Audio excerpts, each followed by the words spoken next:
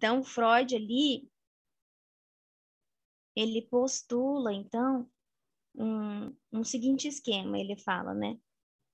Que supõe diversas transcrições, né, separadas, digamos assim, de acordo com os portadores neuronais. Então, nós vemos ainda nesse texto uma forte influência do projeto, algo que nós conversamos também na semana passada, um projeto influenciando fortemente em como Freud dividia o aparelho de escrita dele nesse texto, esse aparelho psíquico. Então, aí o Freud diz, né? Nós temos o primeiro sistema, aí vocês vão ver, tem um desenho ali na página 275, no comecinho, foi mais ou menos dali que a gente parou. Vamos ver se todo mundo encontra. Mas que ali o Freud começa a apresentar, né, o que seriam esses sistemas ali que fariam parte do aparelho de escrita para ele. Né? Então, como a gente viu, haveria um primeiro momento, que não é bem né, digamos assim, um primeiro momento chamado de P, que ele diz, né, que são as percepções, né, e nessa teoria de estratificação do sistema mnemônico, né, o Freud continua afirmando que os neurônios da consciência seriam também neurônios da percepção. Isso é algo que vem do projeto, né, não surgiu aqui.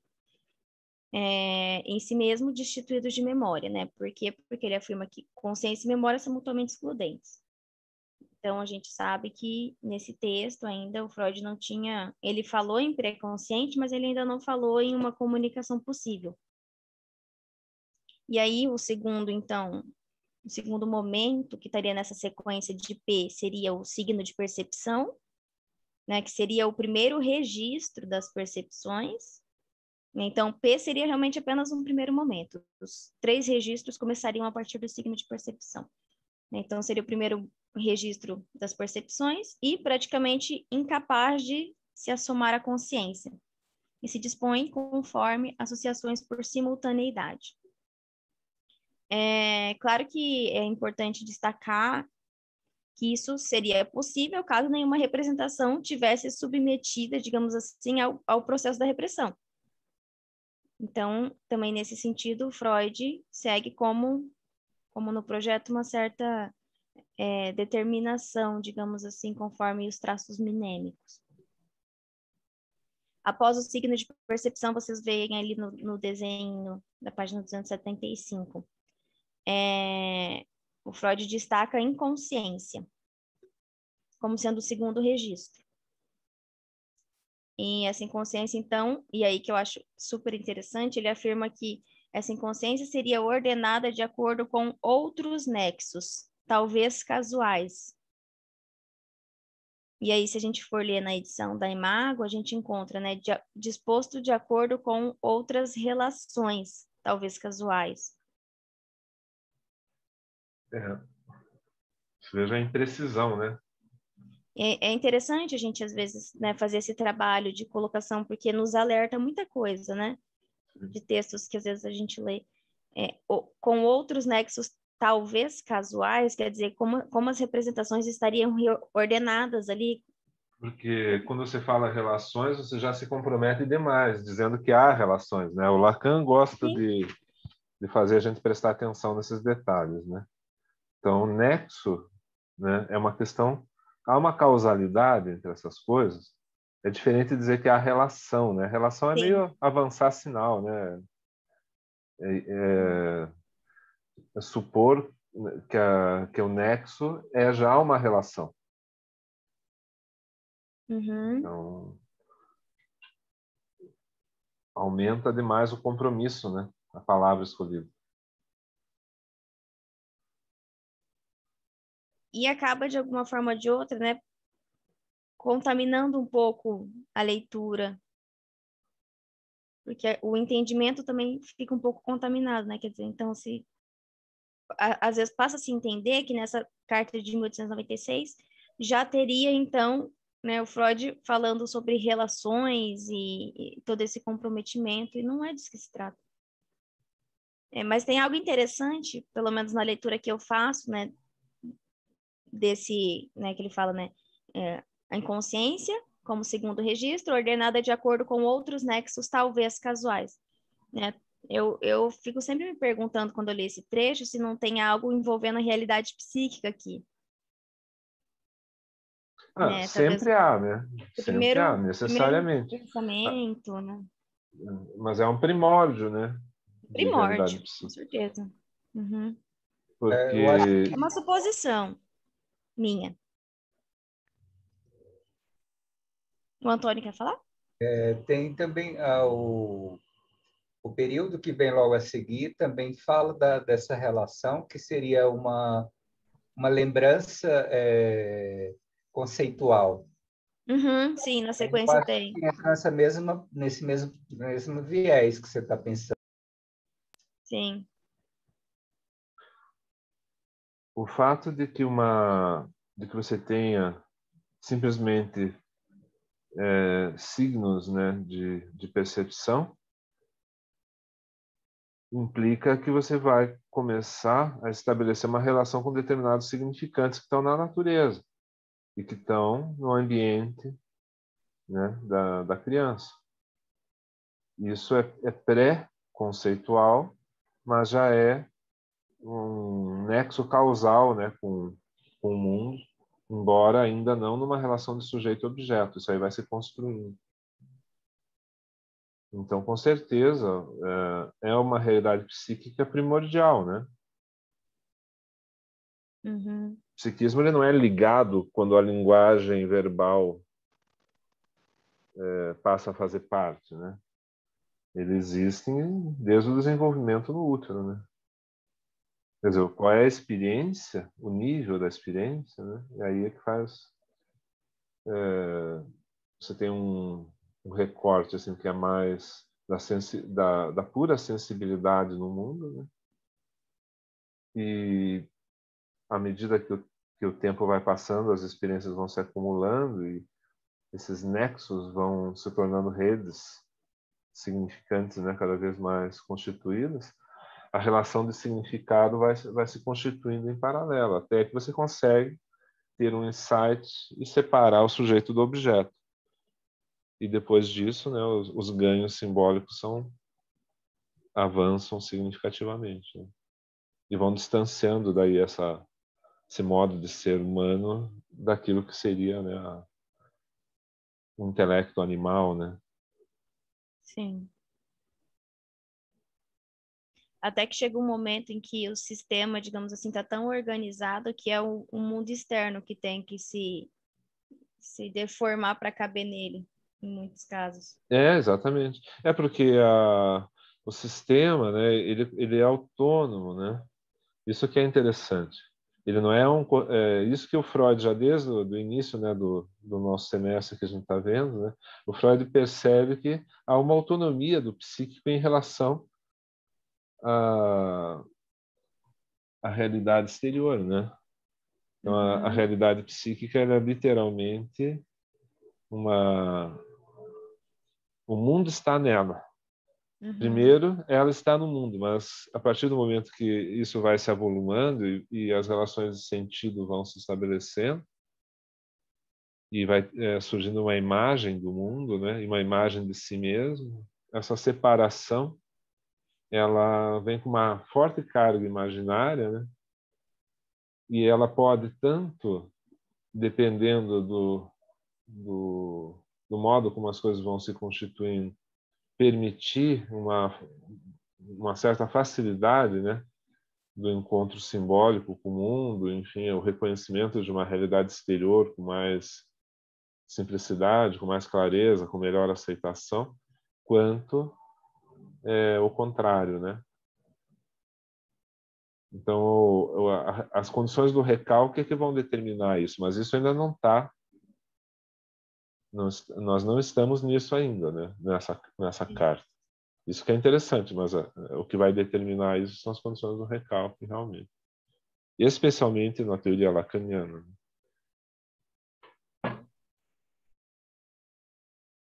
Então, continuando. Então, o Freud afirma, se vocês forem seguindo a leitura, né, que os traços inconscientes, e aí se a gente for ler pelo Amor-Horto também, a gente talvez poderia traduzir como pegadas inconscientes, correspondem a memórias de conceitos, igualmente inacessíveis à consciência. E na edição da Imago tem algo interessante, né, que a tradução está o seguinte, né, ao invés de estar os traços inconscientes, né, ou pegadas inconscientes, correspondem a memórias de conceitos, na Imago nós encontramos os traços inconscientes talvez correspondam a lembranças conceituais, igualmente sem acesso à consciência. Então, eu vou ler agora, né, todo o parágrafo, como está na Amor-Horto, do que o Freud fala, do que seria essa instância pré-consciente ou a pré-consciência, e aí depois eu leio para vocês também o da Imago, para vocês acompanharem essas diferenças. Então, na leitura da Amor-Horto, né, nós temos o seguinte.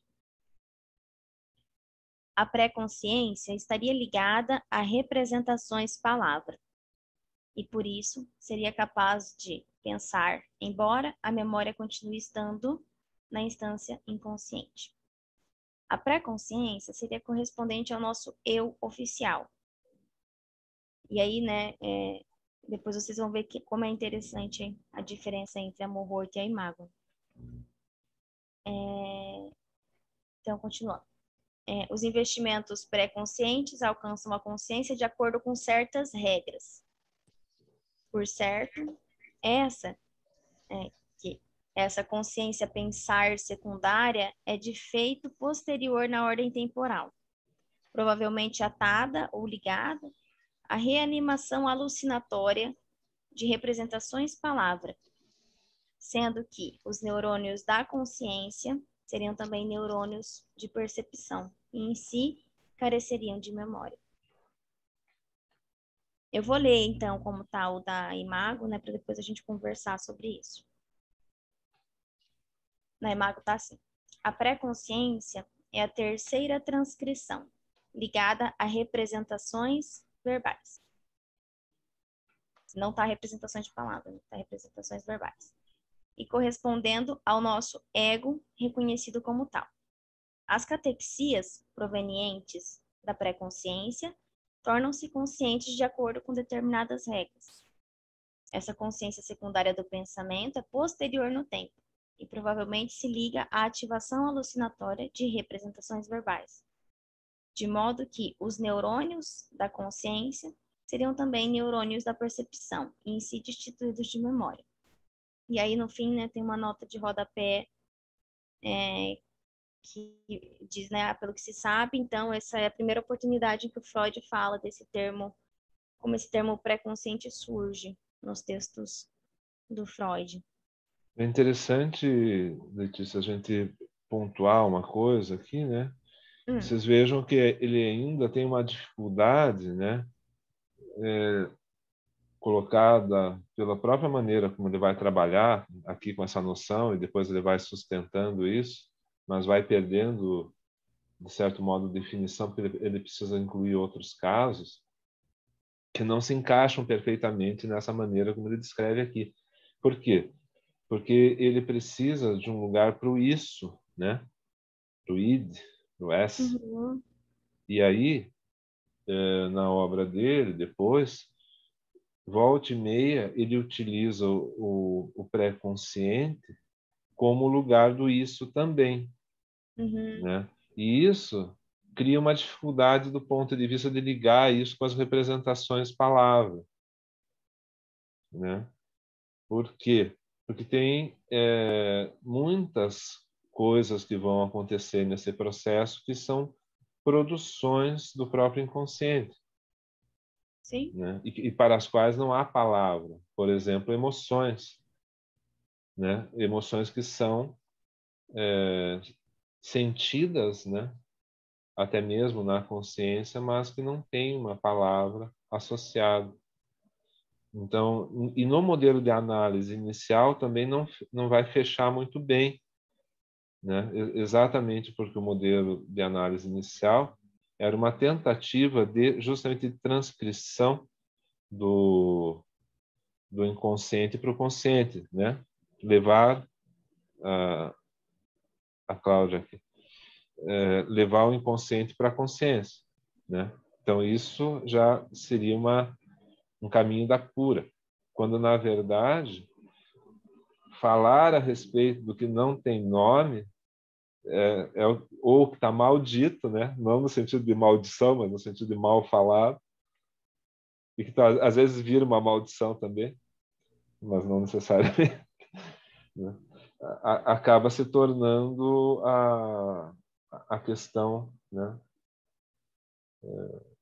mais própria da análise, né, que é o bem dizer, né, e não propriamente a decifração de um enigma chamado inconsciente. Embora muita coisa nesse sentido vá ocorrer também, mas não é o determinante mais. Não é o que vai efetivamente fazer essa análise seguir até os limites do possível, né? Uhum. Mas é interessante que a própria maneira como ele coloca aqui dá uma delimitação inicial produtiva, né, um bom ponto de partida, mas mostra também os problemas que virão desse tipo de opção aqui, né?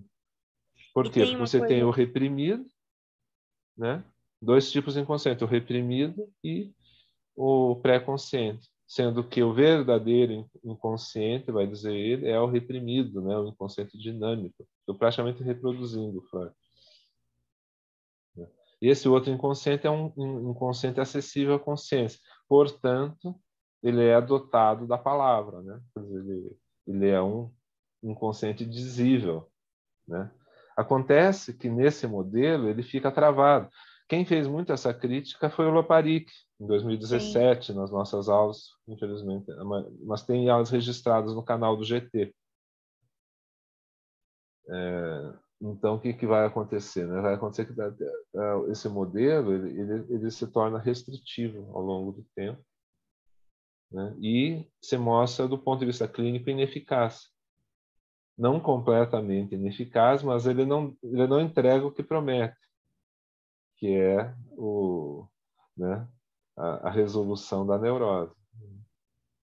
E não permite atuar em relação ao problema da psicose, coisa que já desde o início o Lacan bate bastante, né, já a partir da tese dele e tudo, né, exatamente porque ele vai mudar o foco disso aí para um registro, para uma questão de registro simbólico, não mais uma questão simplesmente do édipo pessoal, né? Então, vai ampliar o foco. O édipo pessoal está dentro desse registro simbólico mais amplo, então é possível, né, mesmo nas condições da psicose, onde o recalque não se estabeleceu, né, adequadamente, haver uma escuta e organizar, por exemplo, a esquizofrenia em paranoia.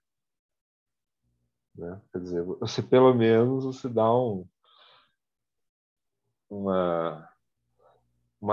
tipo, né, de possibilidade da pessoa se organizar em torno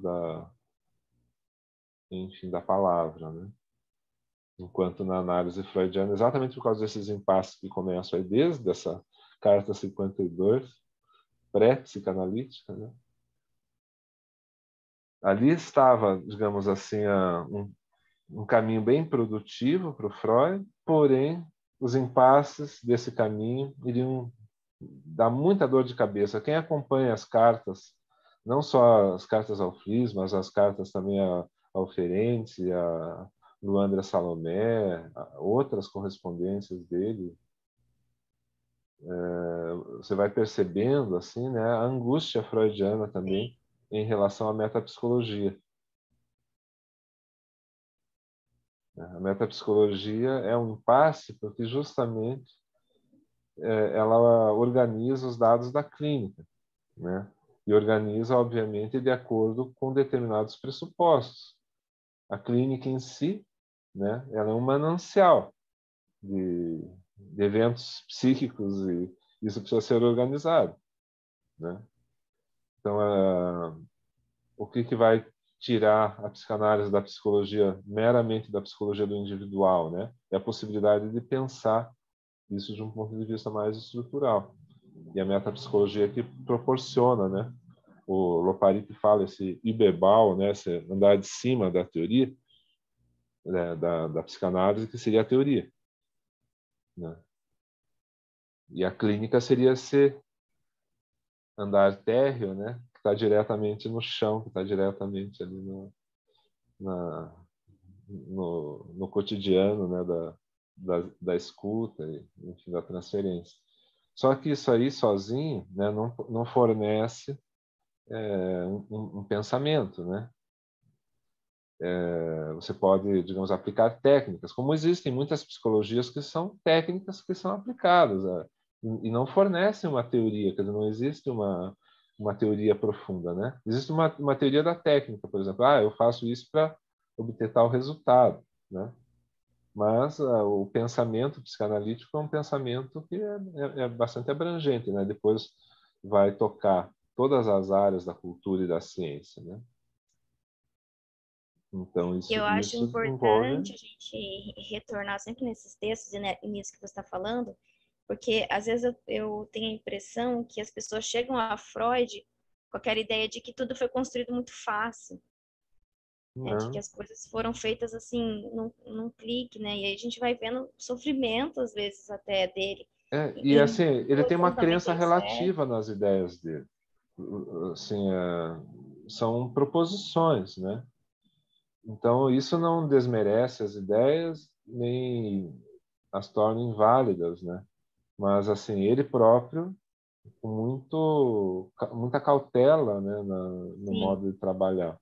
E isso é visto como fraqueza da teoria, né? Quando eu vejo justamente o contrário, que é a força, né?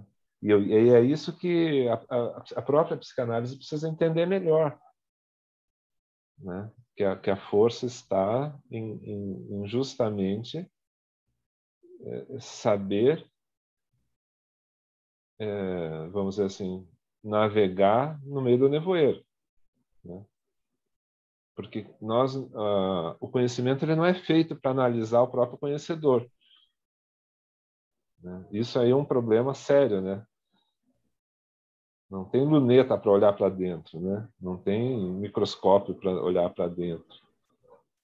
As nossas hipóteses sobre o mundo exterior, o Freud vai dizer, são muito mais consistentes do que as nossas hipóteses sobre o mundo interior, né? Justamente esse psiquismo, isso que ele vai chamar de aparelho psíquico, né? Ao longo do tempo. Mas essa primeira organização que ele faz, né? Só querendo ressaltar esse ponto, ele cria uma abertura e simultaneamente uma dificuldade. Ele vai ficar enredado nessa dificuldade durante muitos anos. E vai desenvolver bastante coisa em torno dessa dificuldade, e depois ele vai precisar reformular a teoria, né? Abrindo mão de alguns pressupostos, né? Incluindo algumas categorias que não existiam. Por exemplo, entendendo que o próprio termo inconsciente é um termo que inicialmente teve um peso exagerado, né? Lacan já vai entender assim, exageradíssimo, né? Mas não é bem assim, é uma questão de dosagem, né? E o Freud, no Eu e o Isso, em 1923, vai usar o termo, é um problema qualitativo, né? O que é inconsciente, o que não é inconsciente, é um problema qualitativo. Não é uma instância, assim, no sentido como era na primeira teoria, né? O inconsciente. Porque o inconsciente é um pacote, né? Como a caixa preta de um avião, que precisa ser decodificado. Enquanto isso é digamos assim, na segunda teoria, uma coisa bem mais fluida, né? O isso e o eu, eles não têm margens muito definidas. Isso, de um ponto de vista analítico, nem mesmo Freud captou as consequências disso inicialmente, né? Hoje em dia que a gente olha para isso e diz assim, pô, olha que coisa produtiva, né? Então, nem tudo é linguagem, nem tudo é linguagem no sentido verbal, né? Há uma fruição, né, entre elementos conscientes e elementos inconscientes no eu, uhum. né? Senão, daí vem aqueles cliques, assim, né, aqueles insights, né? Senão como poderia aparecer o inconsciente na análise, né? Obviamente, ele traz uma carga de informação. Por exemplo, a denúncia de que o não é sim, né? A denegação, elemento clássico, né? Por outro lado, os afetos que estão vinculados a isso, nem todos estão sob recalque, né? Algumas coisas muito originais aparecem junto, modos de ser daquele sujeito, peculiaridades emocionais, né? Delicadezas de espírito, porque a mesma experiência é vivida por um, né? Como uma tragédia, uma revolta contra Deus e, né? Aquela coisa, e o outro escreve uma canção para o filho que morreu. E o outro pinta um quadro sobre a tragédia que se abateu sobre a cidade, né? Então, assim, as soluções, né, a maneira como as pessoas vão encaminhar, por exemplo, a possibilidade da sublimação, você veja, está tudo no Freud, né? Por isso que é preciso que a gente continue a pensar, refletir, para ver qual seria, então, a nossa posição a respeito de tudo isso, né? Exatamente porque existem esses elementos que, digamos assim, são enunciados na teoria, mas que nem todos eles alcançaram, vamos dizer assim, a sua dimensão mais produtiva, né, do ponto de vista. Hoje, né, nós já passamos por tudo isso, né, por tanta psicanálise, né, por tantos autores, alguns muito importantes para nós, como Lacan, e chega uma hora que é preciso você pegar e fazer um balanço geral, né? Eu acho que a psicanálise atual está começando a fazer esse balanço, por exemplo, né? Qual é essa questão, por exemplo, relacionada ao feminino, né? Por que essa ênfase tão forte, né, no masculino, na psicanálise, né? O que isso está ligado, né? Quer dizer, o que de não analisado, né, persiste nessas concepções que parecem tão naturais, mas não são. O que está sendo silenciado, né, nesse tipo de concepção? Então, para fazer as coisas avançarem, né? A dimensão política da psicanálise também, né? A gente vê uma psicanálise muito conservadora, muito burguesa, né? Muito sectária. E tudo isso precisa receber né? Uma reavaliação, né? E eu acho que é isso que está começando a acontecer agora, né? Na nossa contemporaneidade, né? Até mesmo para valorizar o esforço dessas pessoas, né? Ao invés de cristalizar o pensamento delas como se fosse, né, a palavra e a vida, né? Assim, uma coisa, opa, eu sou a palavra e a vida, né? Socorro, é muito poder. Tem que ficar menos poderoso e mais produtivo, né? Todas essas Nietzsche, né, que a gente está analisando agora, eu também vou tenho o azar de falar depois do Oswaldo na terça-feira, né? Falar sobre o mesmo tema é quase suicídio, né? É tipo o Bolsonaro indo falar na Assembleia da ONU, né? Você já sabe de antemão né? Mas assim, eu vou tentar falar alguma coisa do meu próprio jeito, né? Mas o que acontece, né? Exatamente a questão nietzschiana em relação a isso, né, é que a cristalização, né, de uma vontade de poder, né, muito produtiva inicialmente, né, que vem e mexe com a realidade, mas se ela se cristaliza, ela se constitui num poder que se conserva como poder, aí ela vira doença. A mesma coisa. Então a gente está num ponto da psicanálise que a gente tem que tomar cuidado para não virar doença, nesse sentido, né? Assim, a gente começar a acreditar no semblante. É tudo que, por exemplo, o Lacan parece denunciar, né? Por uma psicanálise que não seja semblante, né? É lógico que ele lidava com isso o tempo inteiro, tinha uma percepção disso, porque ele revela que tinha, mas ao mesmo tempo ele percebia como era difícil, porque isso você voltava com relação o próprio ensino dele, né? Você voltava contra ele mesmo, né? Porque analistas que ele mesmo formou, etc, etc, né? Tiveram atitudes assim bem conservadoras, né, em relação a ele. Os herdeiros diretos dele, né? Também ali na França, especialmente o genro ali, né? Quer dizer, construíram uma coisa extremamente dogmática, né? Fechada, né? Uma psicanálise fechada em conceito, né?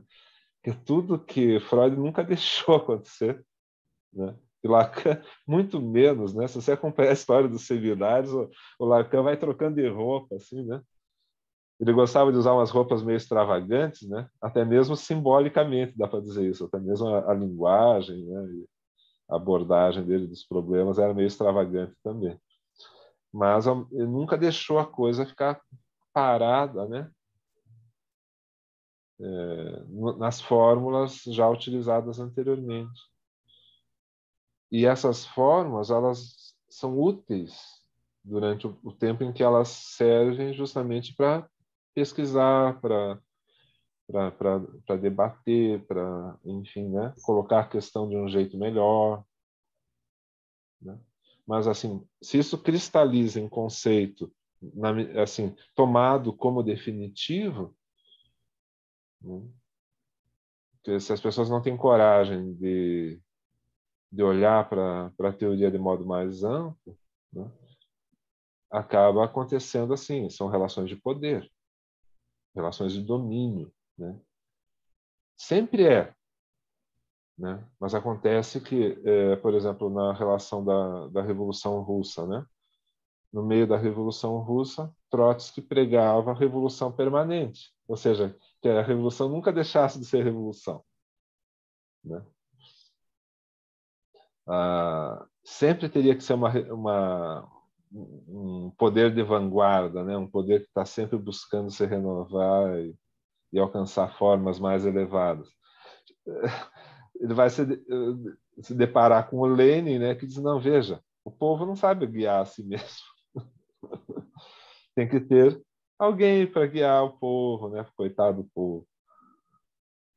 Daí quem é essa pessoa? Eu, claro, né? Eu sempre, né? E só que Lenin morre, né? E Trotsky cai em desgraça e Stalin assume, né?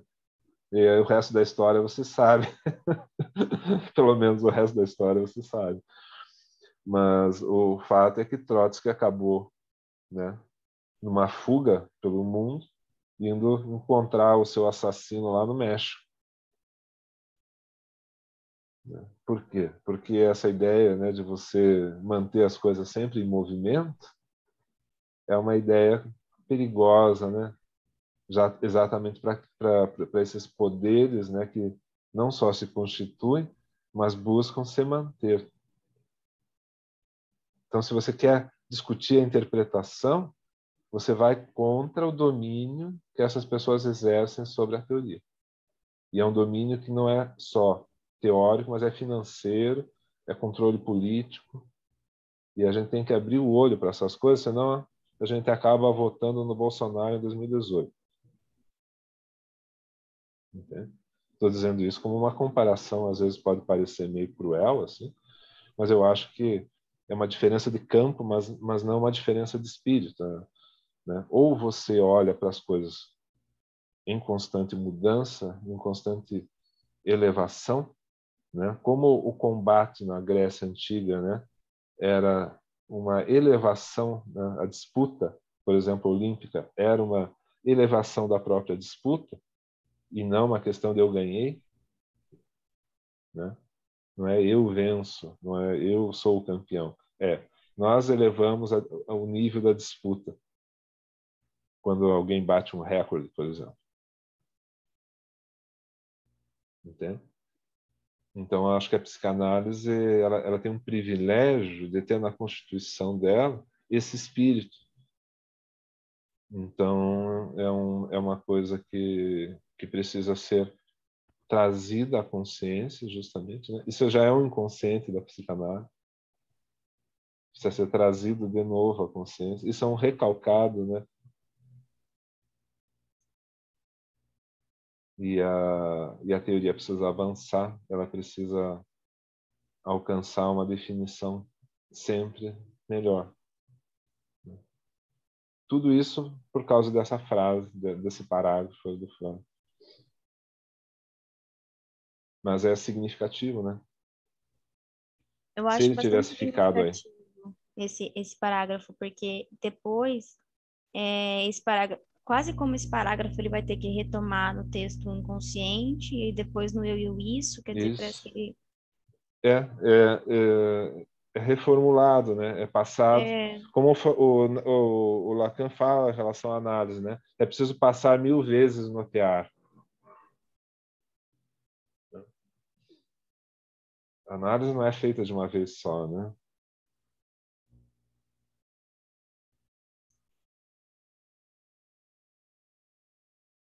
É preciso paciência. e aí essa questão, às vezes, muito que foi também discutido foi sobre, tá, mas o Freud não fala o que ele está levando em consideração por ser representações nesse texto.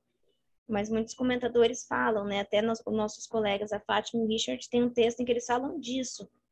Eles falam, mas o Freud não precisa falar o que ele entende por representação nesse texto, porque basta você ler o projeto, que na sequência é Uhum. isso. Sim, Não é nada mais, eles falam muitas vezes, sim. não é nada mais do que quantidade, neurônio, facilitação, é isso. E, então, retomando esse parágrafo, né, que a gente leu, né, que o Freud fala que a pré-consciência está ligada a representações, né, de palavras, né, e por isso, né, seria capaz de pensar, embora a memória continue estando na instância inconsciente.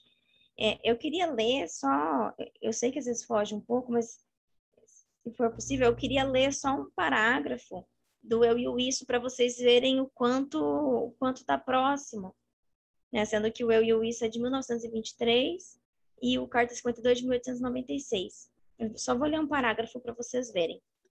O Freud diz assim, no eu e o isso. Em outro lugar, fiz a suposição de que a verdadeira diferença entre uma representação inconsciente e uma pré-consciência, um pensamento, consiste em que a primeira se produz em algum material que permanece desconhecido, enquanto, na segunda, a pré-consciência, apresenta-se a ligação com representações verbais. Foi essa uma primeira tentativa de oferecer para os sistemas pré-conscientes e inconscientes os traços distintivos, que não sejam a relação com a consciência. A questão, como algo se torna consciente, seria mais apropriadamente formulada como algo se torna pré-consciente, e a resposta seria pela ligação com as representações verbais correspondentes. Né? Quer dizer, ele retomando esse texto da Carta 52 e trazendo mais algumas formulações a respeito. Quase como pegando retomando esse texto a partir do que ele não conseguiu explicar ali naquele momento. Né? Eu acho super interessante essa passagem do eu e o isso. Mas, né, como a gente viu, o Freud não, nessa época ele não tinha como formular. E essa dificuldade, né, de responder até essas perguntas que ele coloca ali no eu e o isso, como algo se torna consciente, como algo se torna pré-consciente, né, a partir da ligação com as representações verbais, né? Parece que é algo também anunciado já no próximo parágrafo, depois do que a gente leu ali da pré-consciência, né? Porque ele fala assim, na sequência. Se eu pudesse, finalmente, indicar as características psicológicas da percepção e as 3 transcrições, com isso teria descrito uma nova psicologia. Há algum material para isso, mas não pretendo fazê-lo agora. Né? Então, ali ele já, de alguma forma, parece que aqui já está apontado também fortemente a questão metapsicológica. Ele sabia mais ou menos que ele teria que percorrer ainda um caminho para construir essa metapsicologia, para responder essas perguntas que ele responde no Eu e o Isso, digamos assim. Mas são coisas que já estão apontadas. Gente, se alguém quiser fazer alguma colocação, pode fazer, tá? Não precisa esperar o final, não, porque tem pessoas novas, eu esqueci de falar isso. Então, na leitura do Freud, ele continua, né? Quero enfatizar que as transcrições que se seguem umas às outras constituem a operação psíquica de épocas sucessivas da vida. Se vocês forem ler a Imago, esse trecho está assim. Gostaria de acentuar o fato de que os sucessivos registros representam a realização psíquica de épocas sucessivas da vida. Então, nós temos aí operação psíquica e realização psíquica. Eu não sei se você vê uma grande mudança nisso, Eduardo. Qual que é a tua opinião? Desculpa, eu estava olhando o texto em alemão aqui, Tá. estava tentando posicionar. Eu vou... Qual é a grande mudança? Tá. É assim, na sequência do texto, o Freud diz assim, na Amor-Horto nós encontramos: quero enfatizar que as transcrições que se seguem umas às outras constituem a operação psíquica de épocas sucessivas da vida. E na Imago, gostaria de acentuar o fato de que os sucessivos registros representam a realização psíquica de épocas sucessivas transcrições da vida. É muito melhor.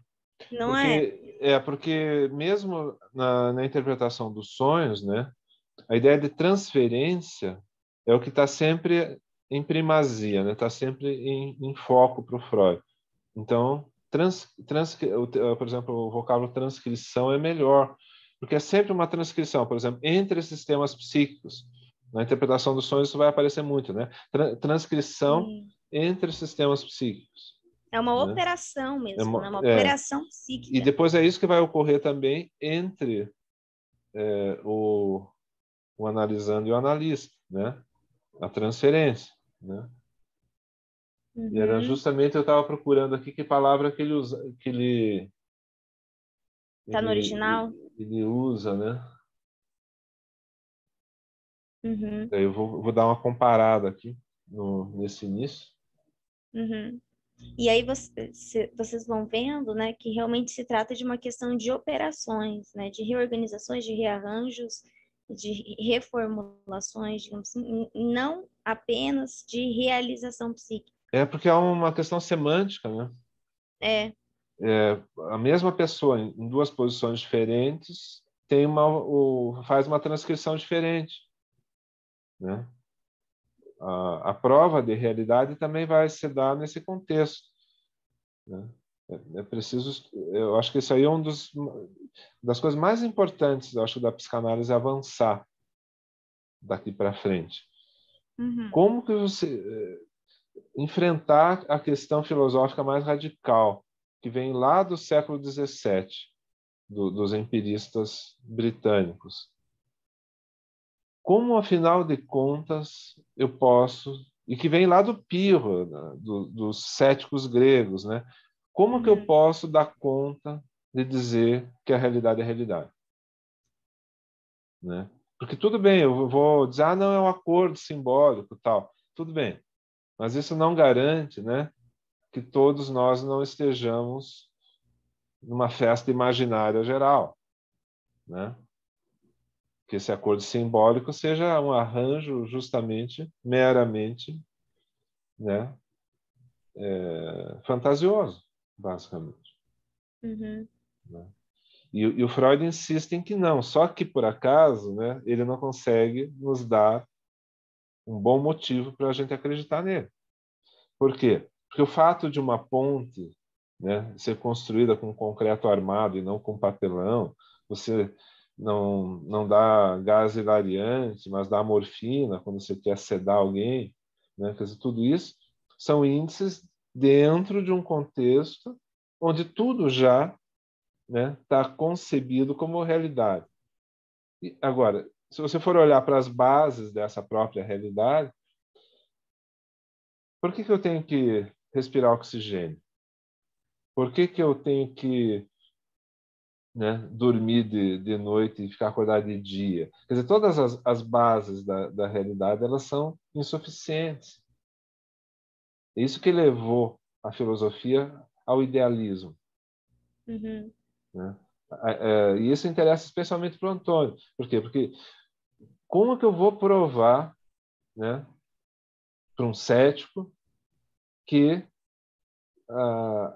mesmo aquilo que é um acordo entre as pessoas não é pura realidade psíquica? Né? Entende? Todas as provas que nós obtemos da realidade não sejam elas mesmas já algum tipo de falsificação, né? Que nos impeça de olhar a realidade como ela é. Esse é um problema que precisa ser enfrentado pela psicanálise, né?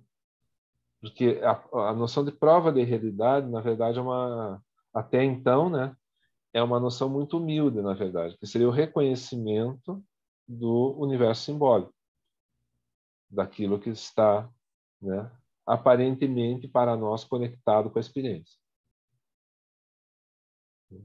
Agora, e a validação da própria experiência? Isso excede, né? Eu falo isso lá no Psiquismo e Vida, né? Esse é um problema filosófico que Freud literalmente abandona ao Deus dará.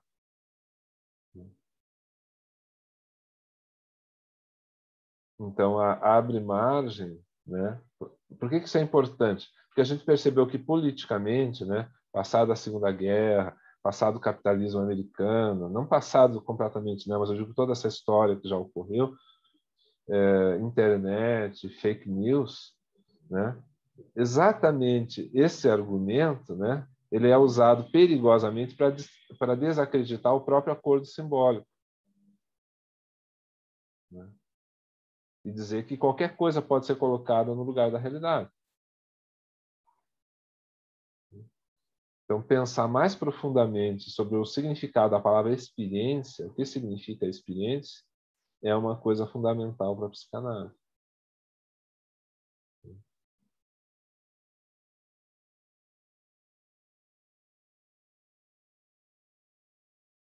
Eu mandei ali o Psiquismo e Vida, se alguém quiser, né, baixar e ler o texto que o Eduardo está falando.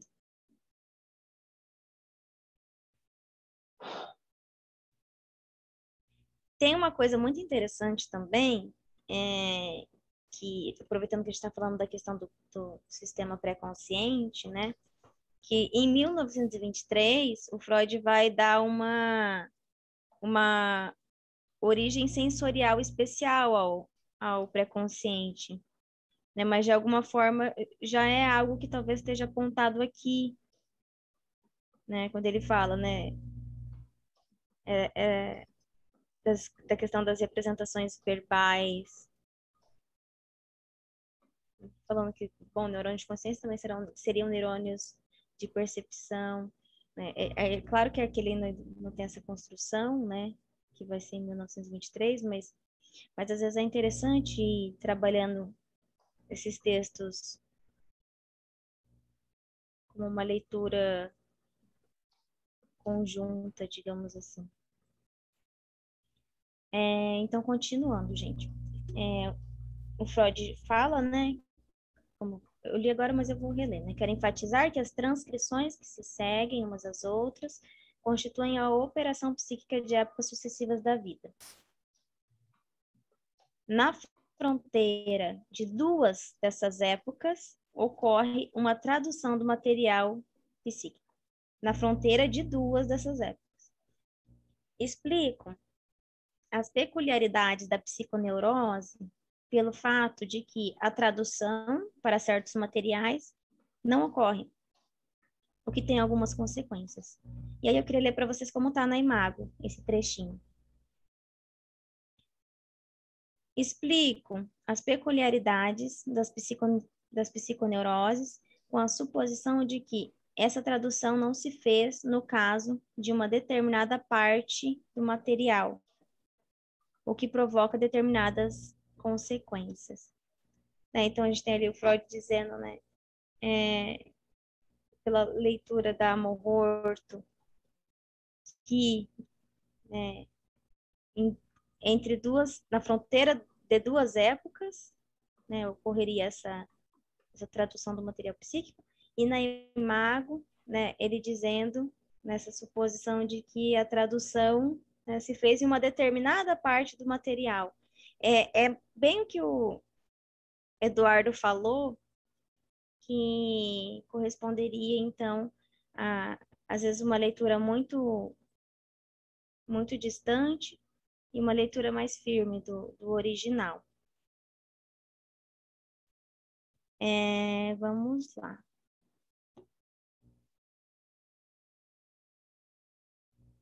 O Freud continua. Nós estabelecemos como base firmar a tendência para o nivelamento quantitativo. Cada reescrita subsequente inibe a anterior e desvia dele o processo excitatório. Aqui ele já está falando de catexia, né, de investimento, mas se vocês forem ler o projeto, né, ele segue mais ou menos a mesma sequência. E aí na edição da Imago nós encontramos, né, que não está como um desvio, né, mas está da seguinte forma, né, cada transcrição subsequente inibe a anterior. Ele retira o processo de excitação. A questão é entender como os signos de percepção têm uma relação com a forma particular de constituição de cada psiquismo e, consequentemente, de cada cadeia associativa. Fato é que estes signos já estariam inscritos no aparelho desde que foi possível realizar a distinção. E bem o que o Eduardo falou agora há pouco. A distinção entre mundo externo e mundo interno, denotando a ligação entre representação e estímulos anteriormente conhecidos pelo aparelho. Eu não sei se vocês também fazem essa ligação, mas ali quando ele diz estímulos anteriormente conhecidos pelo aparelho, eu me lembrei daquela questão que nós trabalhamos sobre a concepção das afasias, da imagem de lembrança. Eu não sei se vocês lembram que a gente estudou isso. Não sei se está na memória ainda. Mas quando ele trabalha lá sobre a concepção das afasias, a imagem de lembrança era justamente nesse sentido, né? Você tem percepções que são repetidas, não de forma igual, né? Mas, né, por exemplo, a criança sempre mamando no peito da mãe, né? De uma forma repetida, né, até que em um certo momento se criaria uma imagem de lembrança daquela experiência, né? Você escutando uma palavra de uma forma repetida, até que em um certo momento isso se formaria uma imagem de lembrança, digamos assim. E quando ele fala, né, denotando a ligação entre representação e estímulo, anteriormente conhecidos pelo aparelho, eu me lembrei dessa colocação. Mas é só um apontamento meu, Freud não faz essa ligação direta. Deste modo, haveria a possibilidade de decifrar este material proveniente do mundo externo. Então, eu né, sempre quando eu volto nesse texto, eu acho que é importante também dizer, né, que a intenção desse trabalho que eu estou construindo, né, que eu estou escrevendo, é defender, né, que, embora o Freud não tenha retomado a questão do signo de percepção em interpretação dos sonhos, quando ele formulou a teoria dele lá sobre o aparelho psíquico em 1900, né, como se todos os apontamentos deixavam claro que o aparelho psíquico trabalha com signos de percepção e não com estímulos. Né? Isso é algo que vem desde a questão da imagem de lembrança, né? Algo que eu fui construindo desde a questão da imagem de lembrança, enfim. Então, o Freud, ele está nesse trabalho incessante de entender ao que o material, digamos assim, psíquico estaria constituído inicialmente, né? Ali a gente viu agora há pouco na Carta 52 que o primeiro sistema ali, o P, que não é bem um sistema, né? Mas o início ali, o P, ele é destituído de memória, mas se a gente for sempre articulando as questões nesse sentido, né, nós temos, então, que talvez o aparelho não trabalhe, ou nunca trabalhou na teoria freudiana, diretamente com percepções, mas sempre com signos de percepção. Né? E é isso que eu tenho me dedicado. Né? Não sei se para vocês faz algum sentido, mas enfim. Até o professor Osmir, né, falou na entrevista dele, né, ele falou, bom, o que tem de errado falar que o signo tem função idêntica a apontar, a demonstrar, a indicar? Segundo o Osmir, no trabalho dele, né, a tradução, né, seria uma indicação de percepção, né, para ele é disso que se trata. Né? A criança precisa da indicação para, de alguma forma, adquirir um certo sentido de realidade. E aí ele traz, né, fortemente essa questão da função indicativa, né, como nós vimos na entrevista dele. E né, no que o Osmor defende a respeito da função do signo de percepção, ele estaria justamente, né, nesse núcleo de cristalização do sonho como uma imagem visual. É o núcleo do desejo, né? Ele fala, né? O núcleo do desejo é a sensação provocada pela primeira vez que a criança recebeu o alimento, a oralidade. Então, né, já as primeiras experiências fazendo marca no corpo, digamos assim. E aí ele fala, né, que a criança, ela não chega em um certo momento, né, em que toda a aspiração do adulto, ela tem raiz inicial, né, nessa busca de sensação originária, que ele diz que é a oralidade, né, que aí estaria o signo de percepção. E aí, nesse ponto, né, que seria interessante pensar, né, sobre qual indicação se trataria essa, né, talvez no projeto ligado à satisfação, né, o grito nessa ordem da linguagem, enfim. Esse é o que ele trouxe para a gente na entrevista, eu achei interessante a gente retomar, né, porque nós estamos justamente trabalhando. Mas a questão é que isso estaria na base da linguagem. Tudo que nós estamos trabalhando aqui, a questão das representações verbais, né, correspondendo, digamos assim, o pré-consciente correspondendo ao eu reconhecido como tal, né, tudo isso estaria na base da linguagem. Mas o que nos faz pensar que, então, a linguagem ela não é formulada a partir de estímulos crus, mas sim a partir de signos.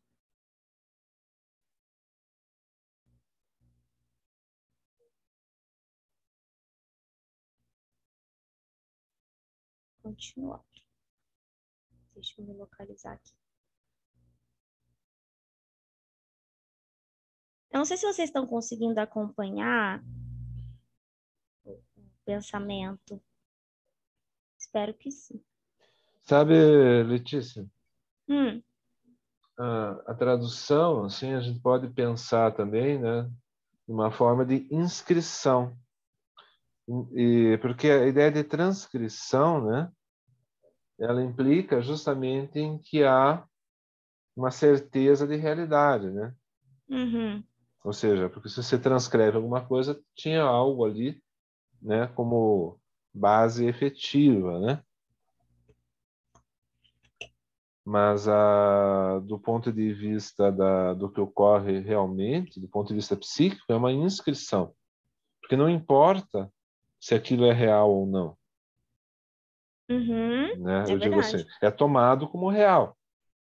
é verdade. Né? Mesmo as impressões que se tem do ambiente, que estariam do ponto de vista de uma relação direta com o ambiente, que você não precisa nem de linguagem, bom, a relação alucinatória aí é ainda maior, né? Exatamente porque você não tem padrões de referência para incluir aquilo que acontece, por exemplo, num caso da realidade. Uhum. O bebê, por exemplo, alucina o tempo inteiro por isso, né? Então, e quando a gente pensa na lógica do significante, né, ele é mais uma inscrição do que uma transcrição, né? Então, Interessante. é interessante a gente pensar. E qual É, que é a palavra que é usada em português para essas retranscrições, que como é chamado aqui no espanhol? Porque o termo, né, uhum, Niederschriften, ele é basicamente algo que se inscreve, né? uhum. Eu tinha falado agora, eu me esqueci. Subscreve, Rearranjo, né? Por exemplo, assim, retranscrição. é, é como uma ata, sabe? Uhum, sim. Uma coisa assim, né? Quando você lavra uma ata, né? Sobre o... Então você pega e faz uma... É praticamente um protocolo, né? Do real, assim que é feito. Uhum. E é interessante porque essa colocação que você faz agora faz muito sentido, porque E uma simples escrita também, sabe? É uma caligrafia, uma inscrição mesmo. uhum, porque nós mesmos conversamos no último encontro sobre a questão de, bom, então a gente não tem como dizer que no signo de percepção não tem um peso daquela alucinação primordial, digamos assim, né? Então não importa, se a gente leva em consideração o termo inscrição, isso também tem mais sentido, porque é como você falou, né? Não importa se é real ou não. Sim. Foi assim que ficou representado. Você pode pensar numa transcrição, no sentido que alguma coisa já foi representada. Daí, Uhum, quando ela vai passar de um sistema para outro, daí você pode pensar numa transcrição, né? uhum,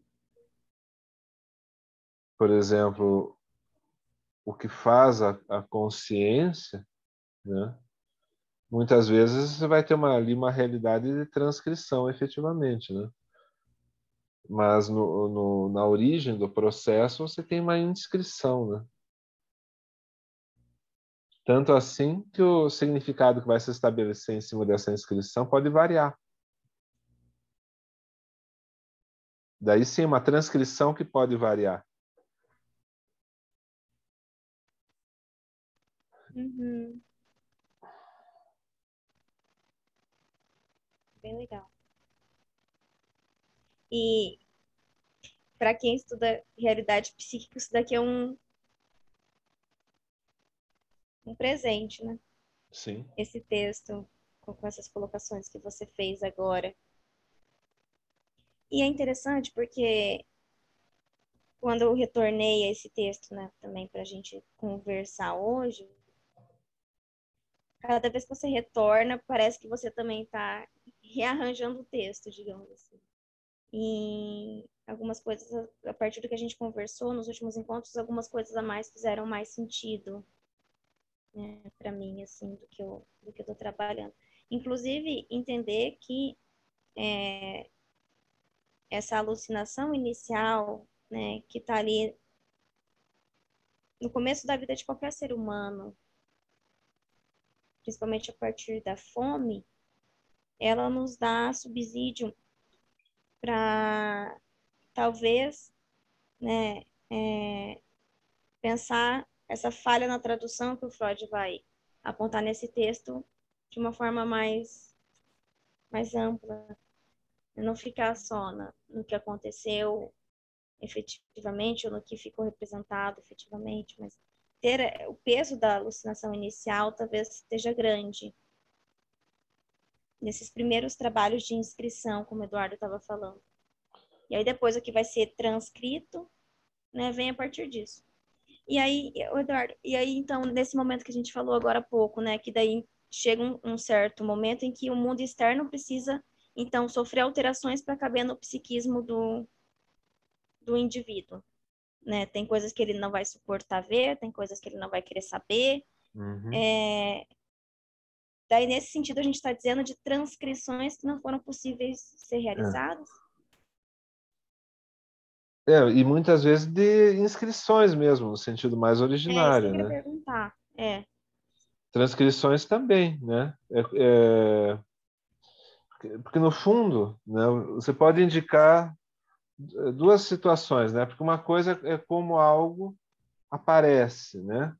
Como algo recebe, por exemplo, uma possibilidade de estar presente no arranjo psíquico, Uhum. né?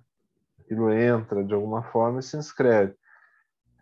Aí, quando isso vai precisar circular entre os sistemas, vai ter que ser transcrito, né? E muitas vezes nessa transcrição é que, olha só que coisa curiosa, mediante o recalque, mediante as resistências, é transcrito de modo inadequado, entre aspas, porém útil no arranjo,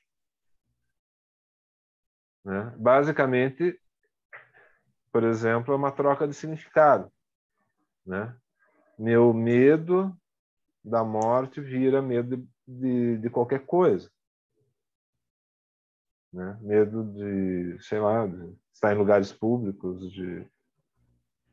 né?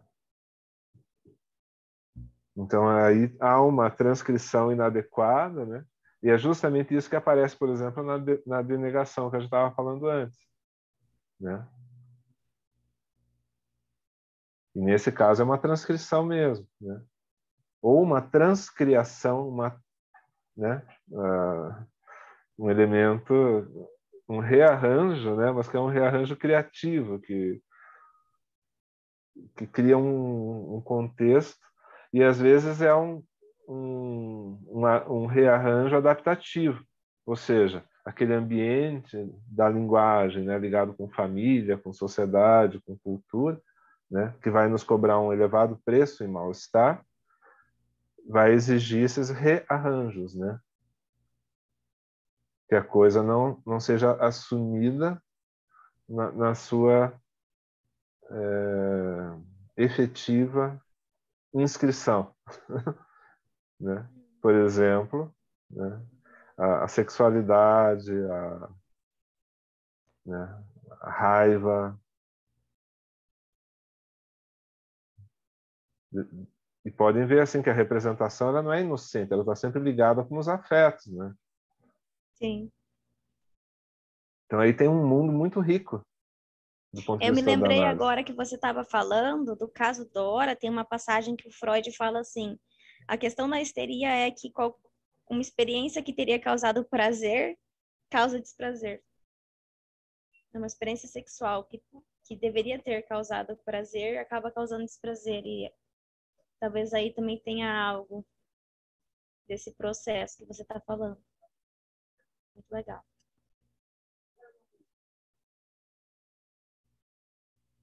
E aí, então, continuando. O Freud continua, né? Eu explico as peculiaridades das psiconeuroses, né, pela forma, né, de não se produzir a tradução para certos materiais. O que tem algumas consequências. Eu quis voltar aqui porque não é todos os materiais que vão sofrer essa dificuldade de tradução, né? São os materiais provindos da sexualidade. Essa é a questão da teoria freudiana, né? É a isso que ele embate fortemente, digamos assim, como foi no Inte- caso do Dora, né, que eu É falei agora. interessante em relação àquela aquele primeiro artigo que nós analisamos aqui também, né? Como ali já tem uma profunda desconfiança de que essa transcrição seja igual à inscrição, Hum, né? uhum. Eu não tinha Embora pensado por não esse assim lado. desse modo tão Claro, sofisticado, né? Apenas uma claro. divergência em relação à ideia da literalidade, né? Do De que reflexo. de que a experiência seja captada diretamente, né? Uhum. Tal como é. Uhum. Se nós formos pensar em termos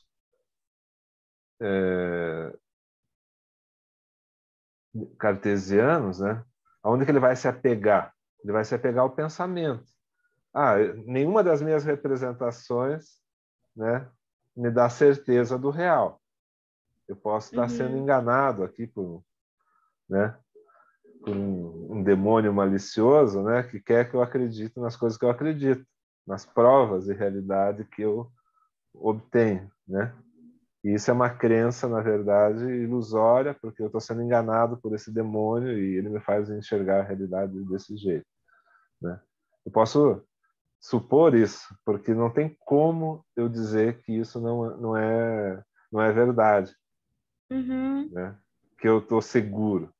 E é isso que, por exemplo, o filósofo escocês Berkeley, ele vai dizer que a nossa percepção não é assegurada. Daí o que vai nos dar a segurança das nossas representações? Chutem, né? As percepções de Deus, né? É mais ou menos por aí que vai o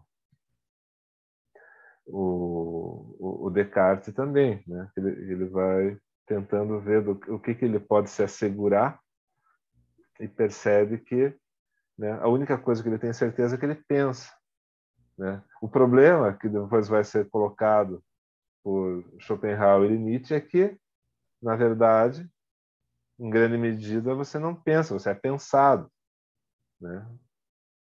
Existe um pensamento inconsciente.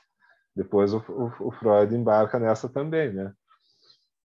Mas e tudo isso para dizer, né, que é muito difícil você estabelecer uma prova de realidade. Se Uhum. você for levar rigorosamente, né, aonde você pode se apoiar. No entanto, é uma questão que precisa ser enfrentada, né? No futuro de uma ilusão, o Freud trata disso também. Só que ele acaba tratando como um realista ingênuo, né? Tem que supor que existe uma realidade. Bom, até aí, o demônio enganador deve ter feito mais né, uma vítima, né? Que tem de verdade, e nisso nós podemos nos apoiar com mais segurança, né? É um acordo simbólico, né? Que está no nível assim de semântico mesmo, né? Nós temos que chegar a algum acordo a respeito do que a gente pode trocar, né? Quer dizer, qual seria a nossa convenção aqui do que seria a realidade. O que a gente não pode fazer é dizer que coisas que não aparecem na nossa percepção humana, convencional, registrada, né, experimentada, vivenciada, tornada técnica, tornada tecnologia, né? Alguma coisa que fuja completamente disso, seja real.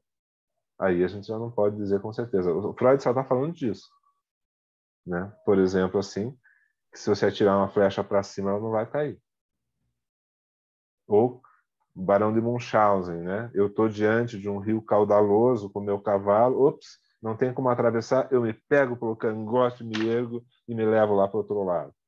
Não, não, não, não, não, tem alguma coisa muito errada nisso. Está faltando Arquimedes, né? Está faltando a alavanca, né? E o ponto de apoio, né? Então, quer Uhum. dizer, tudo isso, a alavanca e o ponto de apoio podem ser imaginários, mas eles têm que ser imaginários de acordo com uma experiência global no mundo físico. Porque a partir do momento em que se começa a colocar coisas que não tem nenhuma referência, aí é que a gente, o Aí, ouvido o Freud só está falando dessa referência, né?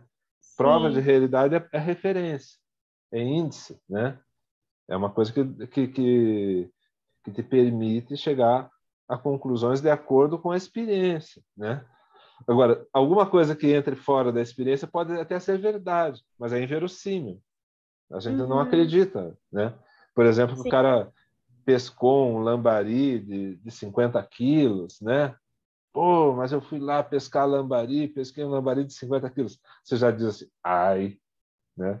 Nunca vi lambari de 50 quilos. Que é isso, né? Homens de 10 metros de altura, né? Você já olha assim, né? Já ouvi falar de homens de 2,5 metros, né? Tem algumas aldeias aí onde né?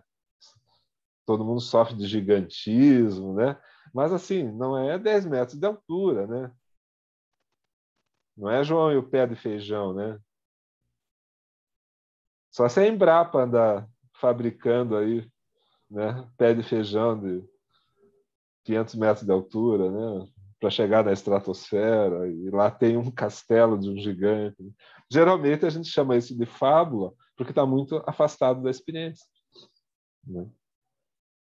Agora, não quer dizer que alguma coisa que entre, que nos pareça distante da experiência, não seja verdade também, né? Por isso que é preciso ter paciência, né? E isso é uma outra coisa que a clínica ensina, né? A paciência de você não concluir cedo demais, né? Sim. A própria ciência nos ensina isso, né? Por que a ciência consegue produzir tecnologia? Porque ela tem paciência. No Né? caso da clínica, é a paciência com a experiência, né? É, isso. Então, eu posso encontrar materiais melhores, produzir equipamentos mais compactos, né? Materiais que permitam, por exemplo, nanotecnológicos, né? Que nos permitam armazenar mais energia em coisas menores, né? Tudo isso é possível porque é baseado na experiência. O problema é o que poderia validar a própria experiência, entendeu? Mas partindo do princípio, né, de que a gente está vivendo nessa experiência, na redoma dessa matrix aqui, né? Então, as coisas têm que ser validadas em relação a essa experiência. Isso é prova de realidade, Freud, né? É a consideração efetiva do mundo físico, do mundo empírico, da química, né? Enfim, do animal, do vegetal, do mineral, quer dizer, todas essas concepções que nós adquirimos da experiência e que admitem justamente um acordo simbólico entre as pessoas, né?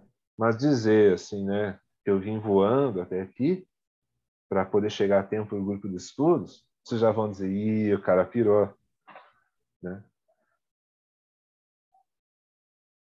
Porque ainda não se tem notícias de que seres humanos possam vir voando, né?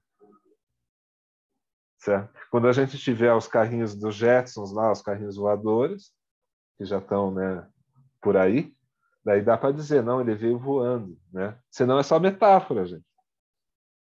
Né? A diferença entre uma metáfora e uma coisa real é isso. Mas, assim, para validar a própria realidade como um todo, aí você chega num ponto onde é possível aquelas aporias do Kant lá, né? Ao lado das considerações sobre o mundo sensível, você pode pensar que Deus criou o mundo. Basicamente por quê? Porque não está no campo da experiência, né? Se Deus criou ou não o mundo, se existe ou não existe um Deus, né? Não está no campo da experiência, né? Assim, não tem um meio de... Vai dizer, não, mas eu tive contato, eu tenho certeza que eu falei com Deus. Isso se chama testemunho, é uma prova fraca, né? Você vai ter que, né, dar um jeito de me dar uma prova melhor do que essa. Sim. Né? Senão eu E vou é achar que pode interessante ser que esteja delirando, você está alucinando. falando assim, e agora eu estava pensando, né, enquanto você falava, a importância que tem esse signo de percepção de início, né, e que depois, a partir deles, pelo menos é assim que eu faço a minha leitura, né, que se reconhece os estímulos externos a partir deles. Né, os estímulos externos não vão entrar direto dentro do aparelho, tanto que pode ser que alguns nem sejam associados, alguns sejam, enfim. Mas isso também é uma forma de defesa. Os signos de percepção é uma forma de defesa direta. do mundo. Porque como é que seria possível você ver tudo, ouvir tudo e, né, tá imerso no mundo como um todo? É impossível. Sim. Esse é o ponto, por exemplo, na linha do princípio do prazer, né? Onde o Freud vai falar lá da vesícula protoplasmática, né? Que quando o teu sistema nervoso está inteiramente, né, na superfície, né, e capta tudo, é uma sobrecarga. Então, o que vai acabar acontecendo, né? O sistema nervoso ele vai se especializar para captar amostras da efetividade, né? E isso é pura realidade psíquica, né? Porque nessa de ter que captar amostra, há uma seletividade, há um juízo de valor que é anterior à consciência, né? O que o aparelho vai captar, não há garantia, né? Não há garantia de percepção. Nem mesmo se você tem bons argumentos, né? Muitas vezes com adultos, né? Assim, porque as pessoas elas captam aquilo que está disponível, né? Que elas podem ter referência em relação às referências que elas já tiveram. E em relação à sensibilidade pura, né? Uma sensibilidade direta com o meio exterior, vamos dizer assim, há né? Uma amostragem significativa que vai formando, então, significado. É uma experiência, né, bem multifacetada que é traduzida pela linguagem, né? Primeiro, é preciso uma organização do próprio aparelho, o reconhecimento dessa realidade, mas exatamente quando você reconhece a realidade, ocorre a divisão sujeito-objeto. Mundo externo, mundo interno, que é o que o Freud fala ali um pouquinho antes, né? E vai saindo daquela coisa do eu de prazer, né, para um eu que considera a realidade. Considera a realidade como um meio justamente para a satisfação, né? A importância do realismo, de você considerar que há um eu e um exterior, é um arranjo, é uma transcrição já de tudo isso, né? Desse mundo originário que vai entrando, né? Porque vai entrando assim, né? Aos trambolhões, Sim, como se fosse uma avalanche, o né? excessivo. E depois você é obrigado a começar a filtrar amostras, tentar se organizar ali, né? A visão precisa se organizar, né? O controle de esfíncter, a relação com o eu corporal, né? Toque, né? Quer dizer, delimitação de espaço. Não são realidades em si mesmas, né? São coisas que precisam ser construídas. Tanto assim que tem um monte de gente que apresenta coisas que vão ser chamadas de distúrbios, né? Por exemplo, a pessoa não consegue ter uma boa noção da sua corporeidade, né? E tudo mais. Mas é porque isso aí não tem garantia nenhuma mesmo, né? E a gente olha com um certo preconceito capitalista, né? Que as coisas têm que ser úteis para a sociedade, né? Então, se a pessoa ela não é muito útil para a sociedade, ela é colocada de escanteio, né? E aquilo é dito que é doença, né? Mas é uma forma de se organizar, né? É disso que o Nietzsche e o Canguilhem falam, que a gente está estudando nas terças-feiras, né? É uma forma de organização em função de um projeto capitalista, né? Onde as coisas elas têm que estar nas suas caixinhas, senão a sociedade não consegue te explorar. Você é um peso morto. Toda a literatura do final da Segunda Guerra, música e tudo mais, foi baseado justamente, né, no questionamento disso, de que nós temos que fazer o que a sociedade diz para a gente fazer, né, sermos úteis para uma sociedade que, na verdade, não nos dá uma contrapartida. E esse problema se arrasta até hoje, com a situação Trump, Bolsonaro e tal, né? Pode chegar nesse tipo de delírio assim, né, coletivo, né? Não é nem mais psicologia de massa só, mas é também uma coisa psicótica delirante mesmo, né? E por que a gente diz que é psicótico, né? Justamente porque não tem a experiência é muito rala, né? Tem muita palavra, muita certeza e pouca paciência com o conceito, pouca dedicação à experiência, ao conhecimento da história, né?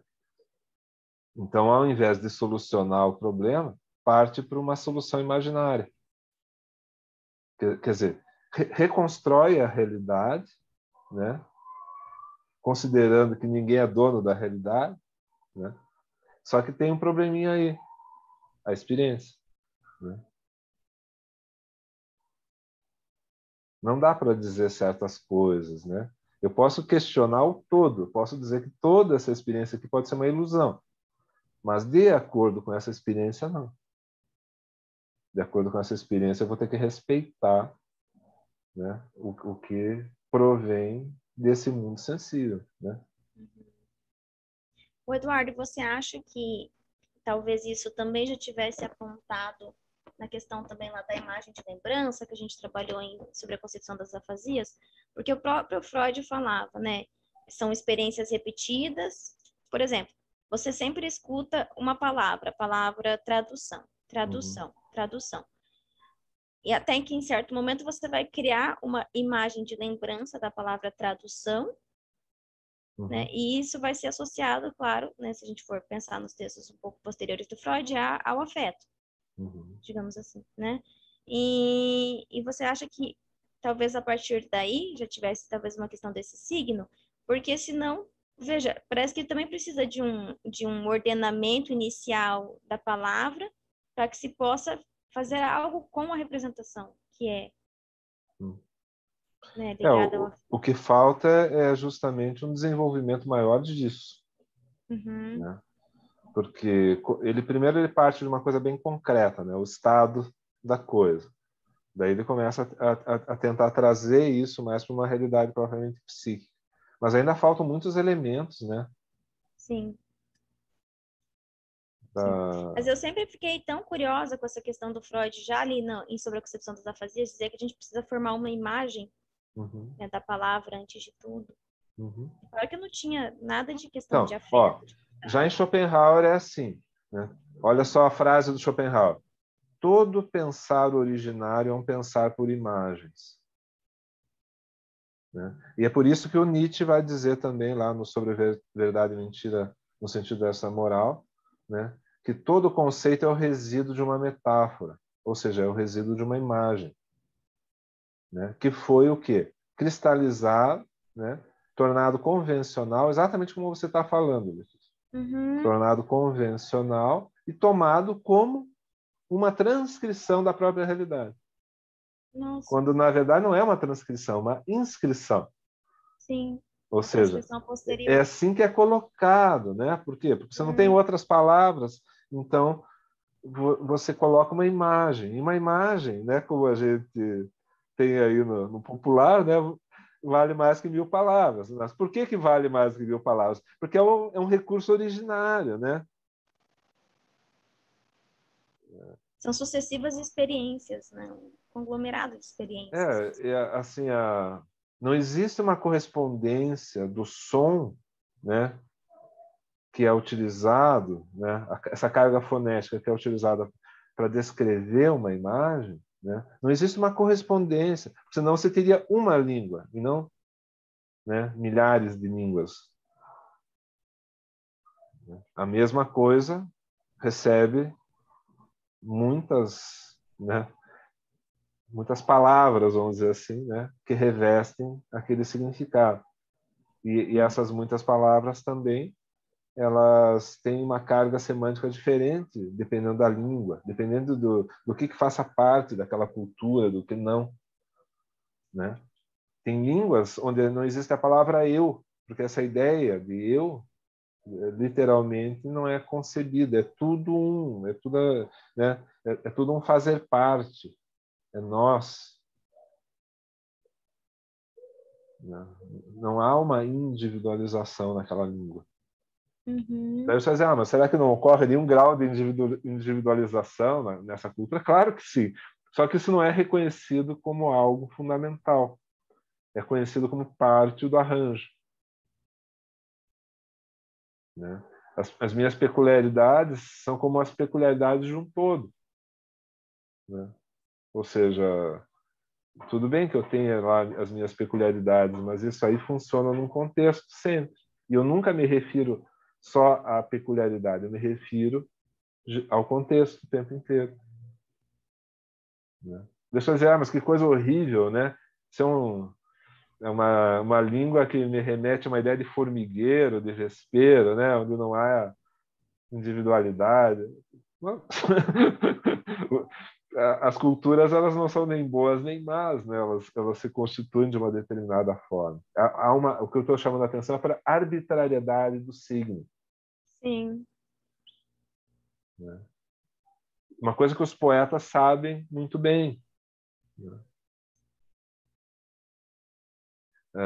Quando os poetas constroem propositalmente metáforas, eles estão fazendo propositalmente uma coisa que é espontânea, né? Todas as línguas se formaram espontaneamente assim, né? Nessa troca de imagens, né? Literalmente é uma troca de imagens que vai dando o quê? A possibilidade da comunicação. É por isso que o Lacan vai dizer também que não há relação sexual. Não é que ele esteja negando o óbvio, né? De que há uma relação sexual no sentido literal. O que ele está querendo dizer é que não há identidade de percepção. Portanto, não há relação como se imagina, né? O Noel Rosa fala isso admiravelmente numa canção de 1931, né? Que assim, quem, eu tenho fama de filósofo amador. Quem diz que ama nunca sabe o que é o amor. Amar jurando nunca foi jurar amando.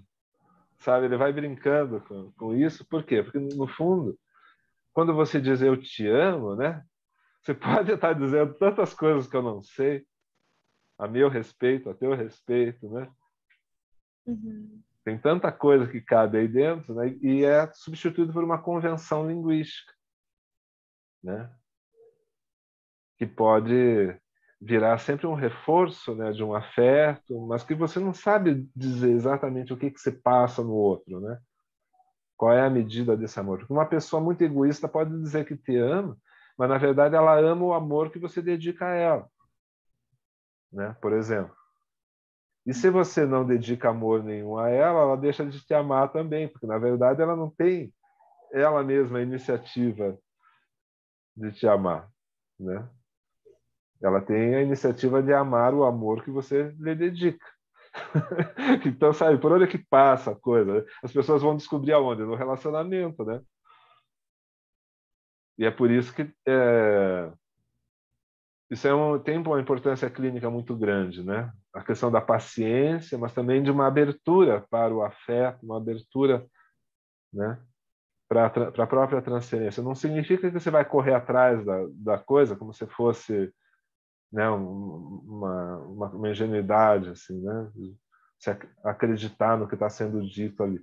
Mas você deixar que a coisa aconteça justamente para ela ir se mostrando para você à medida que você tem mais experiência em relação a ela. Então, o que significa o amor para tal pessoa? Bom, eu não vou saber o que é isso em si mesmo, mas eu vou ter uma ideia bem melhor com o passar do tempo, né? Por exemplo, do que a pessoa se queixa.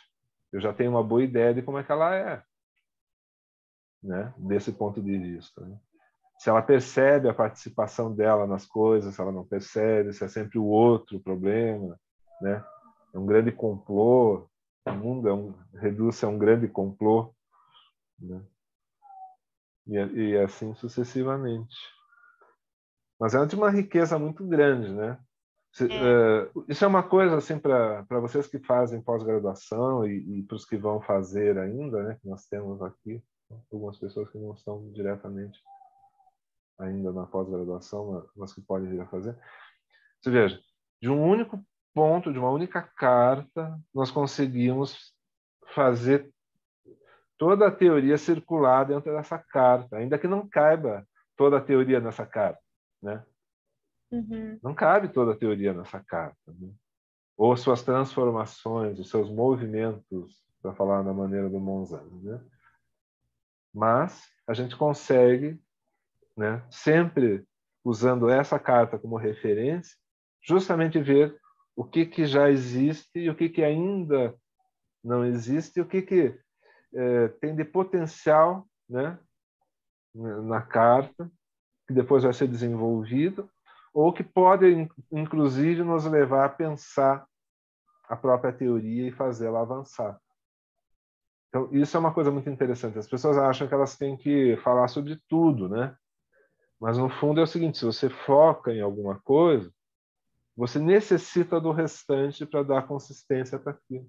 Então, do ponto de vista de um trabalho, de um livro, né, de uma tese, de uma dissertação, é por isso que a economia, geralmente, ela é mais esclarecedora do que o excesso.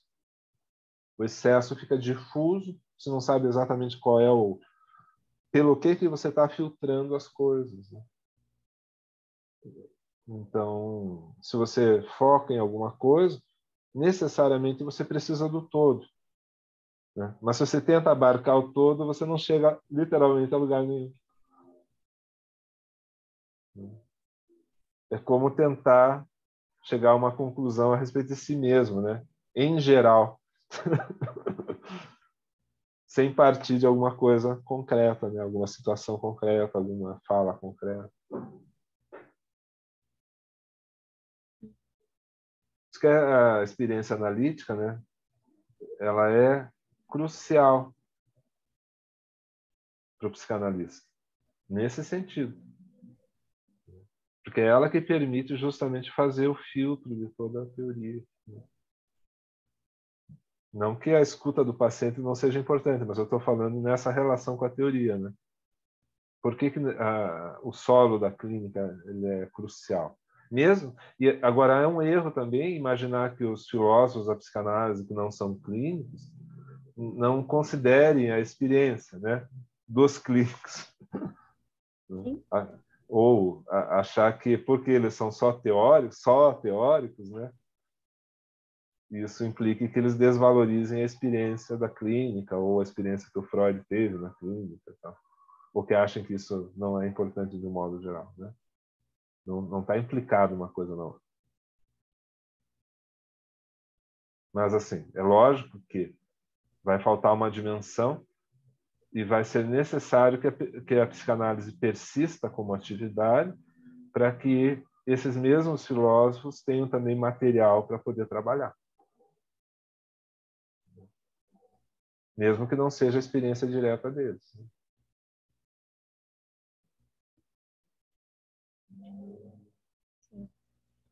E é uma carta que você, a partir dela, você consegue trabalhar os textos anteriores a ela e posteriores a ela. É muito interessante mesmo. Eu diria assim que ela tem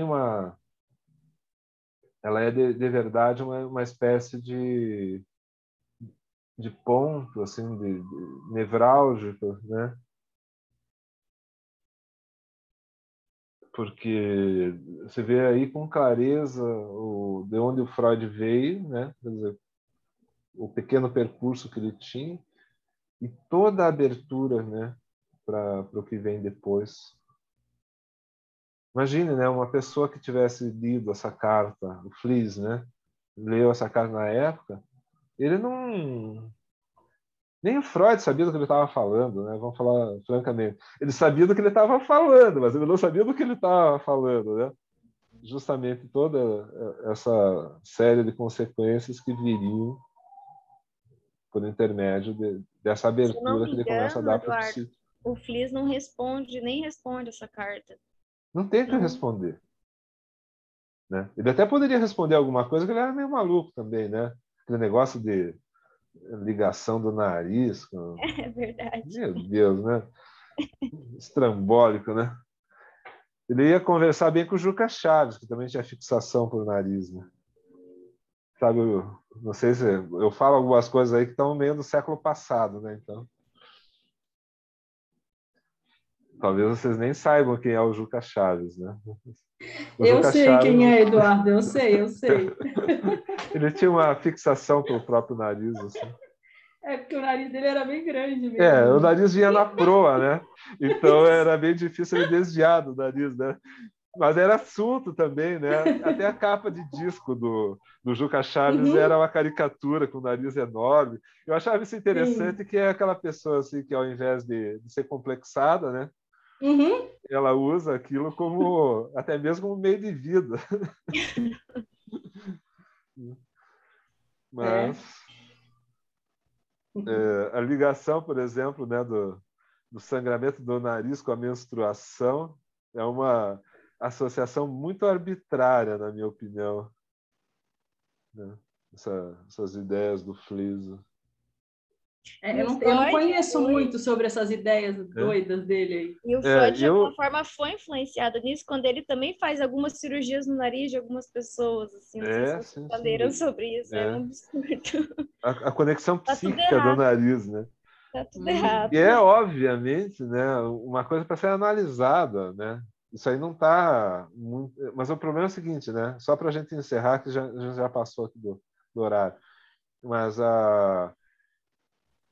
essas coisas meio arbitrárias, às vezes, justamente porque a experiência, né, ela precisa falar alguma coisa, quando você faz essas coisas arbitrárias, às vezes você descobre algo realmente.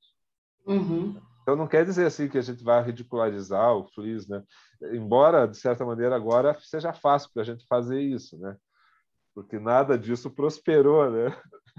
Então vira mais uma questão humorística mesmo. Por exemplo, a ideia de que você vai voar batendo asa, assim, né?